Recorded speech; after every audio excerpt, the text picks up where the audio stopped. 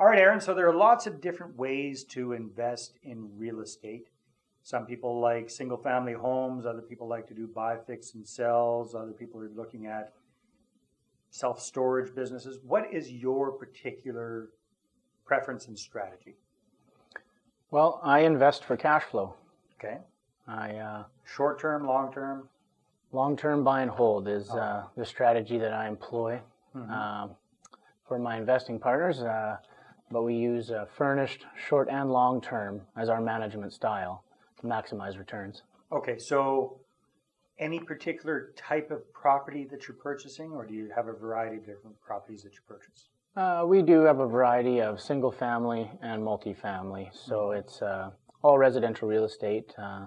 They're a lot easier to ensure renters are available and provide that cash flow. So I find it very interesting what you're doing, because you've got a combination of single family houses as well as apartment buildings, and the big commonality is these are all furnished rental properties that you've got. So that's kind of your unique twist on thing. Everything that you have is furnished. Is that correct? Absolutely, yes.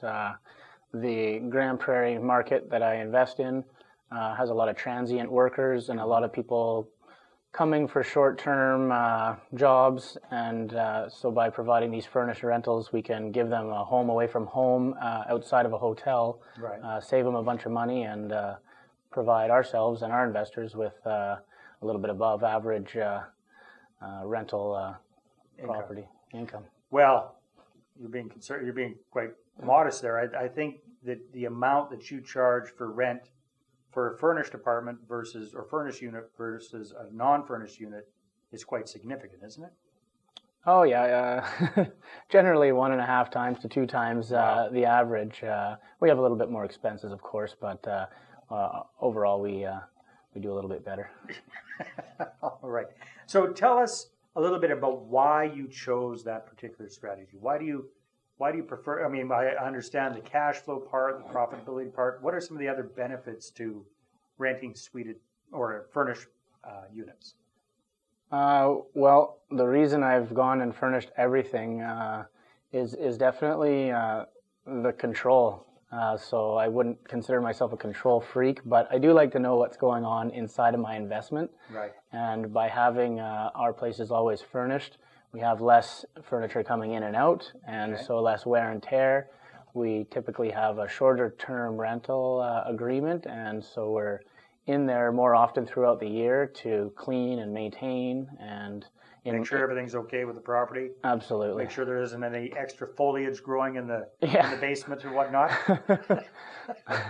It's not as a huge problem up north, but definitely something you want to keep on top of. And yeah, no, it's nice to have that peace of mind and be in there more often with inspections and checking things out. Now, that was something that I found very, very interesting when we were talking earlier. I never really thought about it before, but really a lot of the damage that happens to a property, a rental property, is in the move in and move out part of it when tenants are coming in and out of the property. You eliminate that because all of the furniture's in there and it stays in there. So that makes a big difference. Yeah, it's nice, and it surprises me. I have some places that we've had for 10 years, and they look identical to when we got them. Of course, we need to update them a little bit so that they're more modern, but it's really impresses me, when I go into those ones and nothing has changed. It's good. Yeah, it's very good. So one of the other things we were talking about that's a big benefit to having furnished rental units is that you tend to attract a better quality of tenant. Talk to us a little bit about that as well. Well, it starts right at the price. When you set your price higher, and of course we're going to charge a premium for having furniture in there and for allowing a shorter term than your average 6 months or 1 year lease that most people require, you don't get calls from people that are just looking for the best deal or the cheapest rental. So we actually do attract a higher quality of tenant. They generally have families and mortgages and houses where they live, and they're in town working for a while, and they're simply want to enjoy the comforts of a home as opposed to a hotel, so they can do some cooking, and it's Feel nice. more at home. Yeah. Yeah. Now the other advantage, nothing against kids or pets, but you don't tend to have a lot of kids or pets in these kind of rental units, right? So that's a lot less damage on the property as well.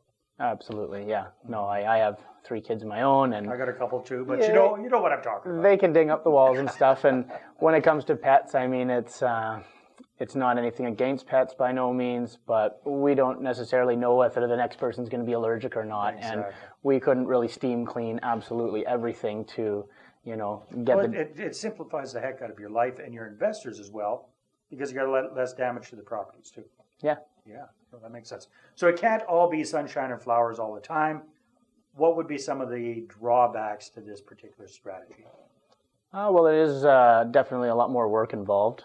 You got to be on top of things, and so we have more cleaning and we have more turnover. Our average is more 3 to 6 months as opposed to 6 months to a year. So Right. yeah, it's I guess it's all a matter of whether you're able to handle that extra workload.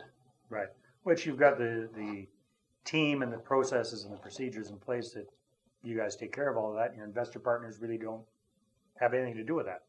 Yeah, no, they're welcome to ask at any time, but for the most part, yeah, they just enjoy a hands-free investment, and we take care of absolutely everything and just get her done.